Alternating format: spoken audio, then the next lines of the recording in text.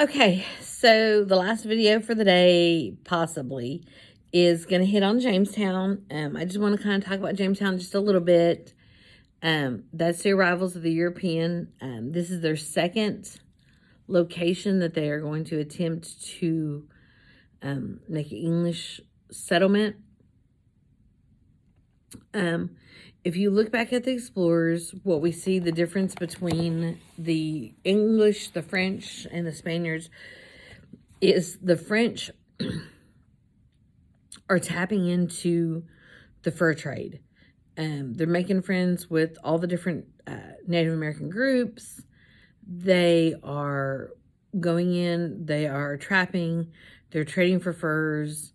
They might set up a trading post. But at those trading posts, the Native Americans are welcome.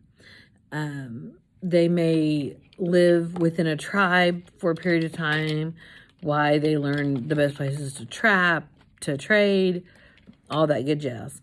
The Spaniards are just going in and conquering and taking what they want. Fortunately for the Spaniards, unfortunately for the English, the Spaniards pick the exploration that has the gold. And these are tribes these are not just tribes or civilizations. Some are like true civilizations.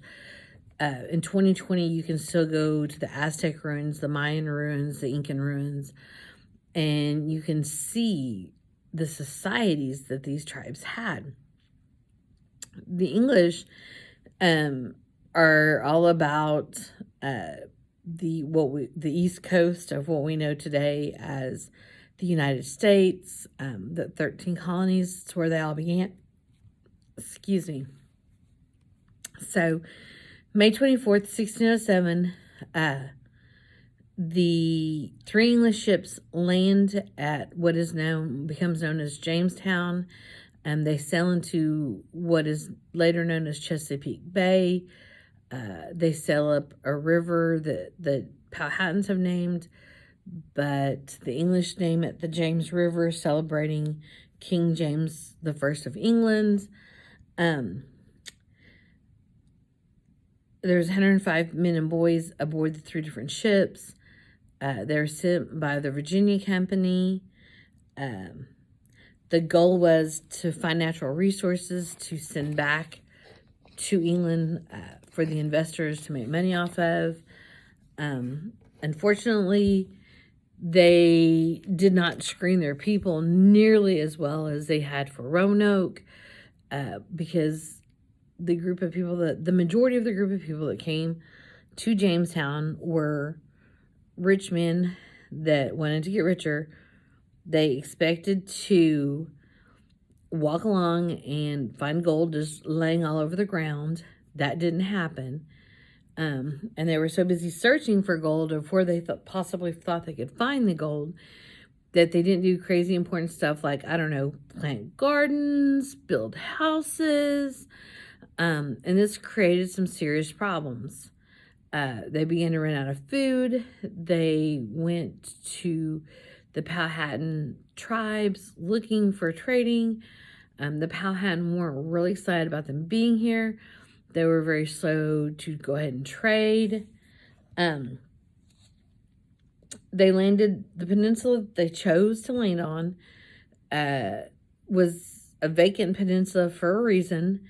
It was very swampy. It became very humid in the summer months and marshy. And when you have marshy swamp water, you get mosquitoes. With mosquitoes comes malaria, yellow fever. It's a whole different illness than what their immune system is used to. They go ahead and they build. The men dug wells, but the water, it was so close to the ocean that it was just not good fresh water. Let's see. I'm trying to make sure I have everything for you guys. The way the colonists behaved toward the Indians who lived nearby, taking Indian lands, destroying their crops. Dude, you ain't got food and you need food and you're going to go destroy their crops. How is that going to work for you? It's not. They just make lots of bad choices. By the end of the first year, about half the colonists had died. One colonist later wrote, talking about primary sources, so out of his journal, our men were destroyed with cruel diseases, burning fevers, and by wars. They had come to America to get rich. Life in the colony changed when Captain John Smith became the leader. He probably saved Jamestown from another whole Roanoke situation. The thing about John Smith was he was nobody special.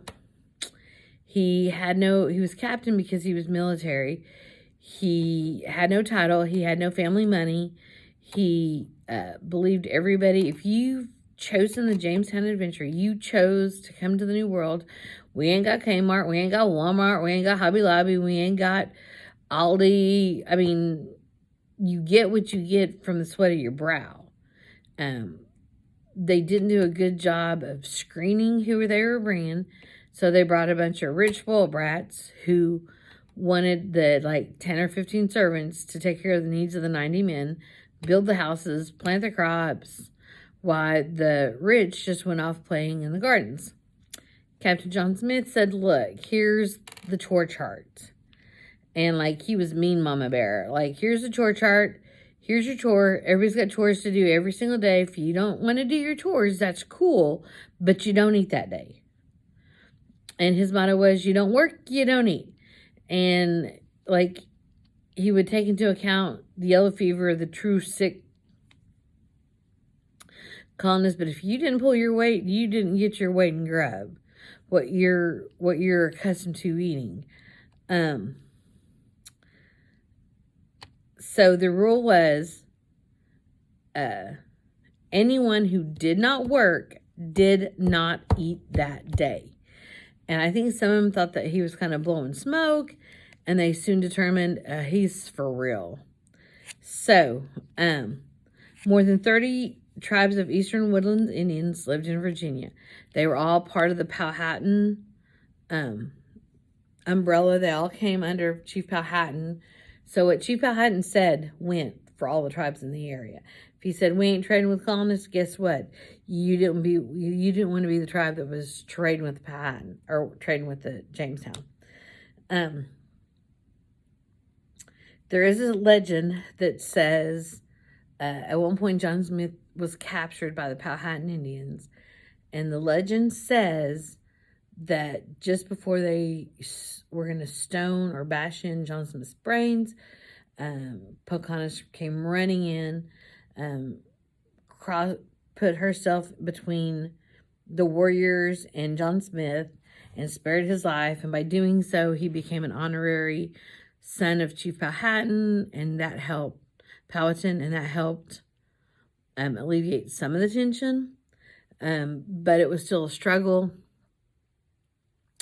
The Powhatans just wanted respect, I think.